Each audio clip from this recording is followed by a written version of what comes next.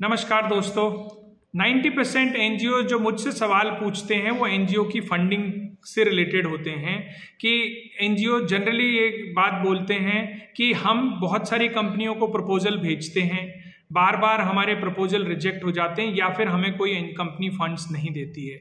इसका सबसे बड़ा कारण जो आपको यूट्यूब पर भी कोई वीडियो नहीं मिलेगा और ज़्यादातर लोग आपको इसकी जानकारी नहीं देते हैं, वो है एनजीओ के प्रपोजल में जो आपने बजटिंग की है। जनरली आप क्या करते हो, एक या दो आपका स्टैंडर्ड प्रपोजल डॉक्यूमेंट रहता है, उसमें बहुत सारी जानकारी लिखी रहती है। आप अपने तरह से जानकारी लिखते हैं, आप कंपनी के हिसाब से जानकारी नहीं लिखते हैं। मैंने बहुत सारे मेरे जो यूट्यूब के वीडियो हैं जो एनजीओ फंडिंग रिलेटेड प्लेलिस्ट है उसमें आप जाकर देख सकते हैं।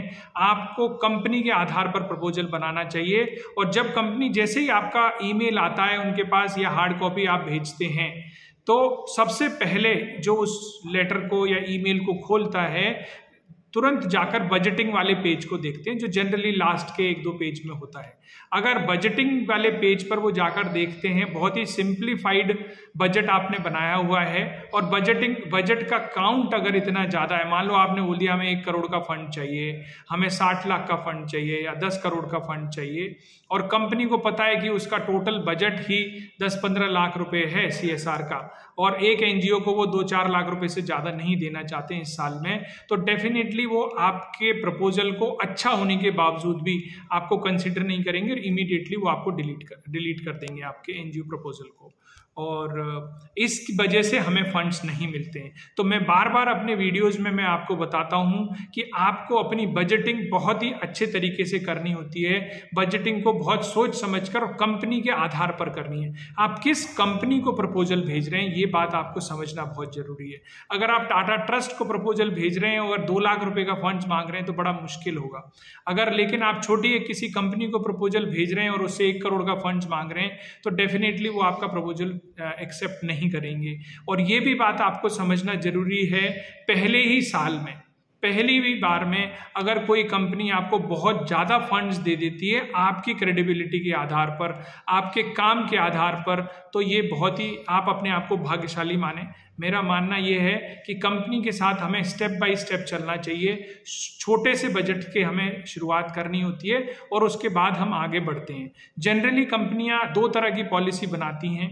मैंने आपको पहले भी वीडियोस में बताया, मैं आपसे रिक्वेस्ट करता हूं आप बार बार आप वीडियोस को जरूर देखें, आपकी नॉलेज डेफिनेटली बढ़ेगी। मैंने आपको पहले भी बताया है कि मेरा उद्देश्य वीडियो बनाकर कोई आपसे पैसा लेने का मेरा उद्देश्य नहीं है, लेकिन मेरा उद्देश्य डेफिनेटली ये है कि आप बार बार कंसल्टेंट्स पर डिपेंडेंट ना रहें, आप मुझ पर भी डिपेंडेंट ना रहें, आप अपना काम खुद करना सीखें, अपना प्रपोजल खुद बनाएं, अपने प्रोजेक्ट्स को खुद एग्जीक्यूट करना सीखें और खुद फंड लेना सीखें। ये मेरा उद्देश्य है। इसीलिए आप बहुत सारे वीडियो मैंने बनाए हैं। आपकी अपनी जो आपकी रिक्वेस्ट है उसके आधार पर हमने एनजीओ की ऑनलाइन वर्कशॉप शुरू की है जो नेक्स्ट वर्कशॉप 13 अगस्त को है।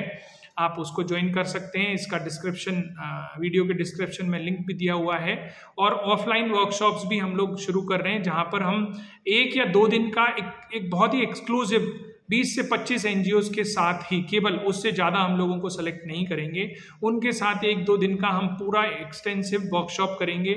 आपका पर्सनलाइज एक्शन प्लान बनाने की कोशिश करेंगे जिसके आधार पर आप अपने एनजीओ को आगे बढ़ा सकते हैं। तो अगर आप ये ज्वाइन करना चाहते हैं तो डेफिनेटली आप रजिस्टर करें। लेकिन हम वापस से अपने बजटिंग वाले टॉपिक पर आते हैं। बजटिंग में आपको क्या करना है?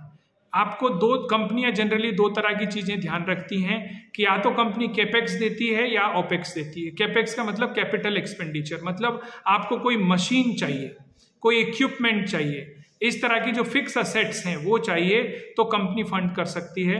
दूसरी कंपनी होती है कि वो फिक्स असेट्स ना देकर वो ऑपरेशनल एक्सपेंसेस के लिए फंड्स देती है। ऑपरेशनल एक्सपेंसेस क्या होता है? जैसे आपके लोगों की सैलरी जो आप स्टाफ रखने वाले हैं, आपके मोबिलाइजेशन एक्सपेंसेस हो गए या प्रिंटिंग ब्रांडिंग के एक्सपेंसेस हो गए, इस तरह की चीज़ें जो कंज्यूम हो जाएंगी। फिक्स असेट्स को कंपनी जनरली कभी भी आके ऑडिट कर सकती है, आपके साथ आकर देख सकती है। तो बहुत सारी कंपनियों की पॉलिसी होती है वो दोनों में से एक ही चीज़ करती हैं। लेकिन आजकल कंपनियां ये समझने लगी हैं अगर आप किसी को कैपेक्स दे रहे हैं तो डेफिनेटली उसको इम्प्लीमेंट करने के लिए उसको ओपेक्स की ज़रूरत होगी, ऑपरेशनल एक्सपेंसेस की ज़रूरत होगी, लोगों की ज़रूरत होगी, लोगों को सैलरी देने की आवश्यकता होगी। तो उनको बजटिंग इस तरह से प्लान करनी है कि आपके बजट में साफ कुछ दिखे। जैसे अगर आप 1 साल का प्रोजेक्ट प्लान कर रहे हैं या 3 साल का प्रोजेक्ट प्लान कर रहे हैं, तो 3 साल में आप साल दर साल लोगों की सैलरी किस तरह से इंक्रीमेंट होगी, वो भी आप हर साल का अलग बजट बनाकर एक कंबाइंड सीट जब बजट प्रपोजल में डाल रहे हैं तो उसमें ये जरूर इंक्लूड करें। तो सैलरी वाला कंपोनेंट मैंने आपको बताया, मोबिलाइजेशन एक्सपेंसेस आपको बताए, कैपेसिटी बिल्डिंग से रिलेटेड एक्सपेंसेस आपको जरूर डालने चाहिए। कैपेसिटी बिल्डिंग आपके स्टाफ की भी हो सकती है, और जो आप बेनिफिशरीज के साथ काम करेंगे, मान लो आप फार्मर्स के साथ काम कर रहे हैं तो उनको फार्मर्स को एग्रीकल्चर रिलेटेड कोई ट्रेनिंग देनी है, महिलाओं के साथ काम कर रहे हैं उनको स्किल डेवलपमेंट की कोई ट्रेनिंग दिलानी है, या फिर कोई एक्सपोजर विजिट्स करवानी है उनके लिए, तो आप डेफिनेटली उसके बजट को प्लान करें। अगर आप उनको कोई ग्रांट देना चाहते हैं तो ग्रांट से रिलेटेड आप एक्टिविटीज को जरूर इंक्लूड करें। तो ये बजटिंग हमारे सब चीजें ऑपरेशनल एक्सपेंसेस के अंदर आता है। कैपिटल एक्सपेंडिचर हो गया, अगर आप किसी स्कूल में ओपन जिम लगवाना चाहते हैं, इस स्कूल की अगर बिल्डिंग का मरम्मत कराना चाहते हैं, बिल्डिंग के लिए नया बिल्डिंग बनाना चाहते हैं, लेट्स से आप हॉस्पिटल में मशीन इक्विपमेंट देना चाहते हैं, ये सारे चीजें जो है कैपिटल एक्सपेंडिचर में आती हैं। आप इसके लिए अलग से, और अगर आपका प्रोजेक्ट दोनों को कंबाइंड मिलाकर है तो आप कंबाइंड बजटिंग जरूर करें। और इस तरह से आपका बजट जो आप बना रहे हैं वो इस तरह का हो कि जब भी आप कंपनी आपको हर 3 महीने में और 6 महीने में आपके साथ ऑडिट करना चाहे तो आप डेफिनेटली उनके सपोर्टिंग डॉक्यूमेंट्स के साथ ऑडिट करवा सकें बहुत ही आसानी से।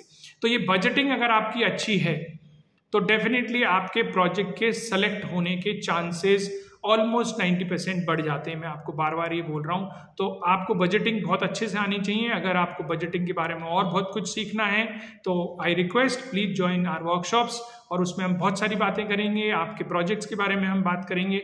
और एक और चीज़ जो मैंने पिछले वीडियो में भी बताया है, जो भी लोग अगले 1-2-3 महीने में हमारी वर्कशॉप्स को ज्वाइन करेंगे, चाहे वो ऑफलाइन ज्वाइन करें या ऑनलाइन ज्वाइन करें, वो सारे एनजीओज या सारे इंडिविजुअल्स क्वालिफाई होंगे हमसे 5 लाख रुपए की ग्रांट लेने के लिए। सो प्योर इंडिया ट्रस्ट अपनी तरफ से 5 लाख रुपए की ग्रांट देने का कमिटमेंट कर चुका है। ऐसे आइडियाज़ जो आपके बहुत ही ब्राइट आइडिया हैं, बहुत ही अच्छे आइडियाज़ हैं, जिनको हमें सपोर्ट करना चाहिए, जो हिंदुस्तान के किसी भी जगह से हो सकते हैं, वो किसी भी सेक्टर के हो सकते हैं, वो इन्वायरमेंट से रिलेटेड हो सकते हैं, एग्रीकल्चर के हो सकते हैं, वो विमेन एम्पावरमेंट से रिलेटेड हो सकते हैं, वो हेल्थ हो सकता है, एजुकेशन से रिलेटेड कोई भी एरिया का आपका प्रपोजल हो सकता है।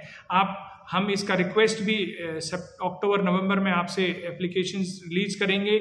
आपके ईमेल आईडी हमारे पास आ चुके होंगे, तब तक उस ईमेल आईडी पर हम भेजेंगे, आप उसमें अप्लाई करेंगे। और अगर आप सेलेक्ट हो गए तो डेफिनेटली हम कम से कम 5 एनजीओज के बीच में ये 5 लाख रुपए की फंड्स डिवाइड करना चाहते हैं। डिपेंड करता है उनका क्या प्रोजेक्ट होगा, तो किसी को 1 लाख से ज़्यादा भी मिल सकता है, किसी को 1 लाख से कम भी मिल सकता है। सो दैट्स द वे हमारा कमिटमेंट है। आप इन वर्कशॉप्स में आएंगे, जो वर्कशॉप से जो पैसा हम लोगों को आपसे मिलेगा उस पैसे को हम आपको ही वापस देने का हमारा कमिटमेंट है। तो अगर आपको budgeting, fund raising, proposal writing, proposal templates, email ID कैसे निकालना है सीएसआर लीडर्स का, ये सब कुछ सीखना है तो please join our offline workshops. और शॉर्ट में आपको सारी चीज़ें देखनी है तो आप ऑनलाइन वर्कशॉप ज्वाइन कर सकते हैं। एक और चीज़, जो ऑनलाइन वर्कशॉप्स में लगभग 500 रुपये का आपको एक्सपेंसेस आएगा आपको ज्वाइन करने के लिए। जब आप ऑफलाइन वर्कशॉप करना चाहेंगे तो ये 500 रुपये आपके वहाँ से माइनस हो जाएंगे, मतलब आपको उतना डिस्काउंट मिल जाएगा। तो आपको ये सोचने का ज़रूरत नहीं है कि आपको इधर भी पैसा देना है उधर भी देना है। I think this is an investment. आप कंसल्टेंट को फालतू में हज़ारों रुपए देते हैं, उससे अच्छा है आप अपनी कैपेसिटी बिल्ड करने के लिए, आप अपने आप को इस लायक बनाने के लिए आप एक ऑर्गेनाइजेशन अच्छे से रन कर सकें, आपके लिए इन्वेस्टमेंट बहुत ज़रूरी होगा। I request please join us and I hope to see you in the workshops and seminar. Thank you very much. बहुत सारा सीखने के लिए आप वीडियोस देखते रहें। वीडियोस अगर आपको अच्छे लगते हैं आप लाइक करें, शेयर करें, सब्सक्राइब करें और बेल आइकन को पुश करके अगले वीडियो के नोटिफिकेशंस के लिए आप उसको ज़रूर पुश करें। Thank you very much. नमस्कार।